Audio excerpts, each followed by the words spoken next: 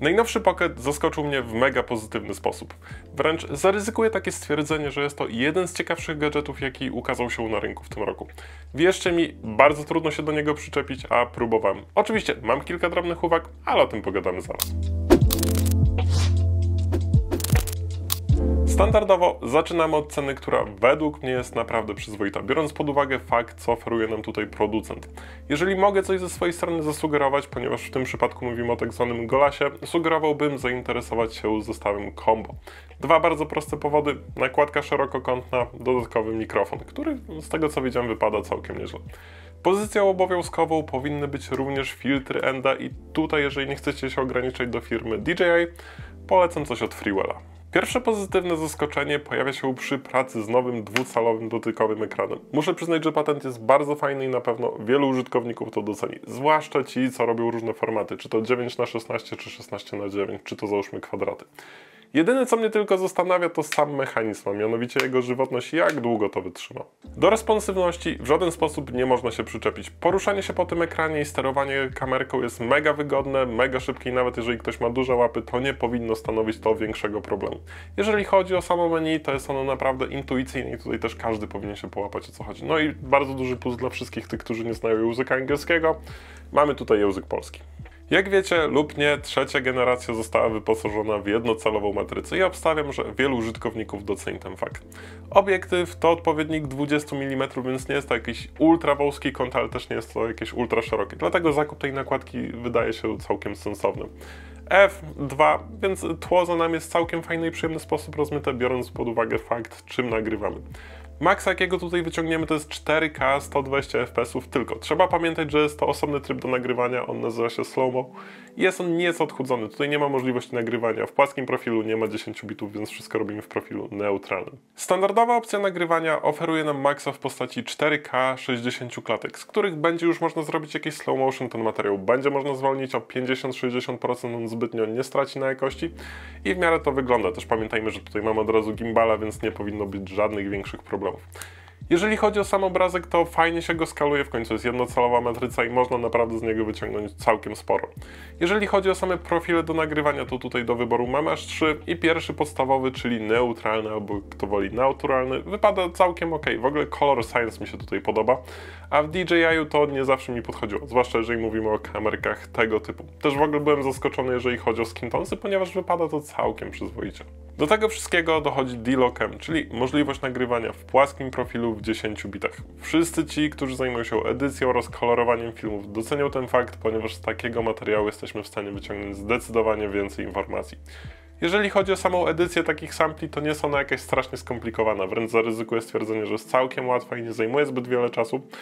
Zresztą o tym już kiedyś mówiłem przy okazji recenzji Mavica 3 Pro na tym kanale. Też zawsze podoba mi się tłumaczenie zachodnich recenzentów, jak porównują standardowego D-Logga do D-Logga, ponieważ tłumaczenie jest zawsze bardzo proste. D-Logg-M nie jest aż tak płaski. Na sam koniec zostaje nam opcja, z której korzystam najrzadziej, czyli słynny HDR. Tutaj również mamy 10 bitów. Jeżeli chodzi o sam obrazek, to jest on ok. W żaden sposób nie można się do niego przyczepić i jeżeli ktoś by chciał coś z obrazka więcej, ale też nie czuje się dobrze w edycji, załóżmy płaskiego profilu, to wydaje mi się, że jest to całkiem sensowne rozwiązanie. Kolejne pozytywne zaskoczenie pojawia się przy opcji rozpoznawania oraz śledzenia twarzy. Opcja ta działa w naprawdę bardzo dobry sposób, w ogóle ten fokus się nie rozjeżdża, co jest na bardzo duży plus. Jeżeli ktoś planuje nagrywki typu vlogi czy jakiekolwiek inne filmy pod sociale, jest to naprawdę bardzo fajna i wygodna opcja i zdecydowanie lepiej sprawdzi się od, załóżmy, kamery do selfie, którą macie w waszych smartfonach. Jedyne, co mnie przeraża przy tego typu nagrywkach, to wbudowane filtry. Tutaj producent totalnie odjechał, nazwał to efekty glamour. Jak sprawdzicie sobie katalog, to jest on potężny. Tutaj można naprawdę zrobić wszystko z twarzą. Zmienić kształt, zmienić kolor cery, można pobawić się oczami, nosem, zmienić kolor ust, tam chyba jest jeszcze róż na policzki, brwi i coś jeszcze, więc trochę mnie to przeraża i tego nie mam zamiaru używać, ale widzicie, w którą stronę to idzie. W gorszych warunkach oświetleniowych kamerka radzi sobie w naprawdę bardzo dobry sposób i wierzcie mi, jestem w szoku, że to mówię, ale naprawdę tak jest. Jeżeli z takiego materiału będziecie chcieli wyciągnąć jak najwięcej, no to wiadomo, całość będziecie robili na manualu. I przy tego typu sprzętach zazwyczaj było tak, że ISAC podbijaliście do wartości 800 albo 1600, to już niestety nam szumiało, było ziarno i ciężko było cokolwiek z tym zrobić. Tutaj praktycznie takiego problemu nie ma.